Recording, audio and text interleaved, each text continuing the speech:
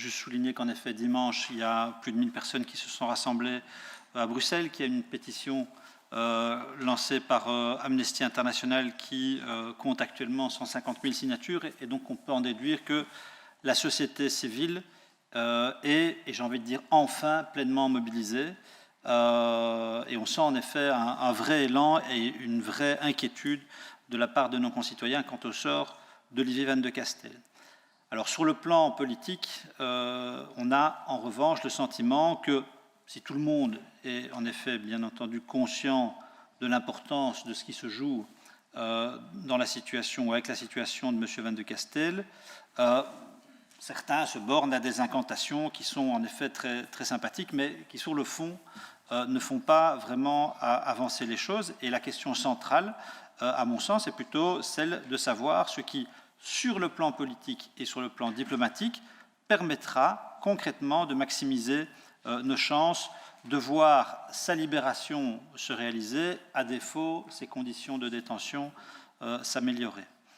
Et donc, dans l'éventualité où le traité que le Parlement a voté au mois de juillet et qui était, jusqu'à preuve du contraire, la voie la plus courte vers la libération de M. Van de Castel, au cas où ce traité serait annulé dans les prochains jours par la Cour constitutionnelle, la négociation diplomatique, au sens le plus classique du terme, redeviendrait du coup le cadre de référence. Et donc, dans la perspective d'un retour, entre guillemets, à la case diplomatie pure, je voudrais donc vous poser les questions suivantes, en doutant bien évidemment qu'il y a peu de chances que vous puissiez répondre de manière précise, mais mon rôle est de vous poser ces questions. Et donc ces questions sont les suivantes.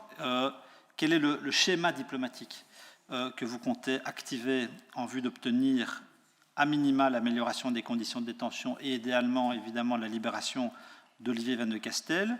Deuxièmement, suivez-vous une logique purement bilatérale ou bien envisagez-vous de vous appuyer sur le soutien d'un ou de plusieurs pays tiers, qu'il s'agisse de pays alliés qui sont dans la même situation que nous, parce qu'eux aussi sont concernés par des prisonniers nationaux, ou bien d'autres nations identifiées comme étant en mesure d'engager un dialogue utile avec l'Iran sur ce point. Et puis ma troisième question, elle est plus générale ou elle est plutôt annexe à mes deux premières. Quel est votre point de vue sur la possible inscription sur la liste européenne des organisations terroristes du corps des gardiens de la Révolution, et quel a été le résultat des discussions lors du Conseil de ce dernier lundi? Voilà quelle est la position de la Belgique sur ce point précis. Merci. Madame la ministre, pour cette longue réponse. Je regrette un peu, j'avais 3 questions, vous n'avez répondu à aucune des 3. Alors pour la première, je peux comprendre. Pour les suivantes, je pense qu'il y avait moyen d'apporter une réponse un peu précise. Ce que je constate, c'est que, évidemment, on est d'accord sur les objectifs.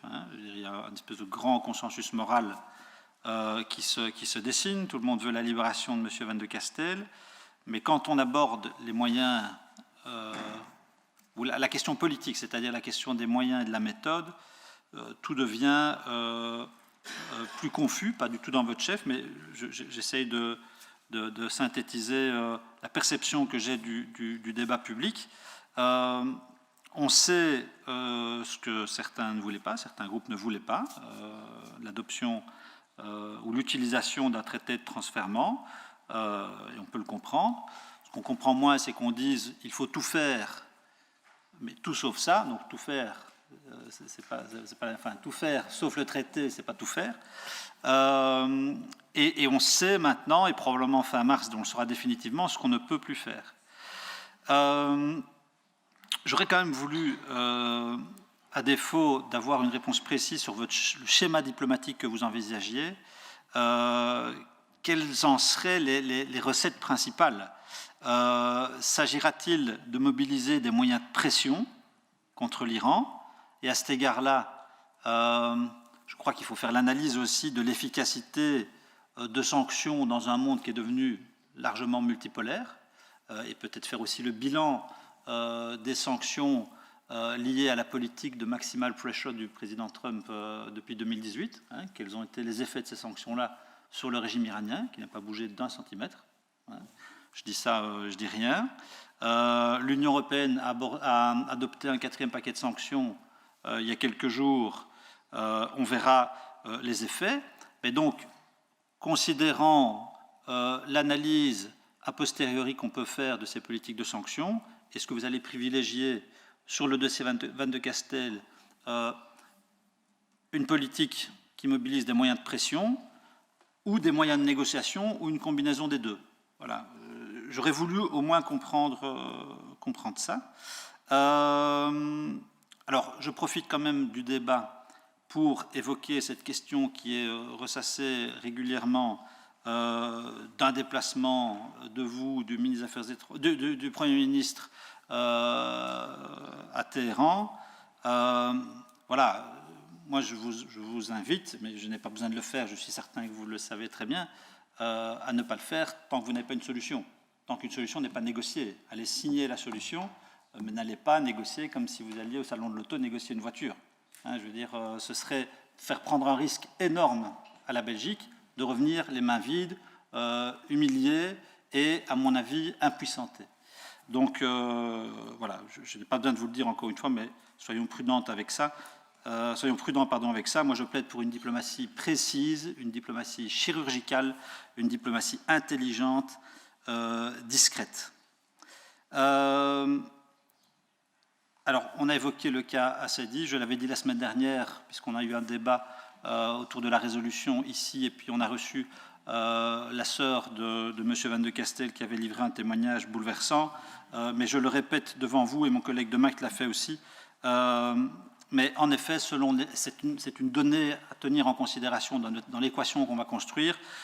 Selon les normes d'un État de droit, dans 2 ans et demi, M. Assadi pourra solliciter une libération conditionnelle. Et donc le temps joue contre nous. Plus le temps passe, le pire serait de se retrouver dans une situation où M. Assadi obtient une libération conditionnelle et M. Van de Castel reste enfermé à Téhéran. Là, on aurait absolument tout perdu. Puis rapidement, et je conclus parce que j'ai dépassé mon temps, j'ai un dernier point sur Instex, parce que ça a été évoqué par le collègue De Vriend. Je crois qu'il faut aussi comprendre que Instex, c'était un substitut à un moment donné qui répondait à la sortie des États-Unis du JCPOA, qui prévoyait la levée des sanctions contre l'Iran. Je pense que si l'Iran aujourd'hui bloque Instex, c'est parce qu'il n'a pas envie de normaliser quelque chose qui était censé être un moyen de substitution transitoire et que ce qu'il veut avant tout, c'est rétablir la situation pré-2018. Voilà, merci.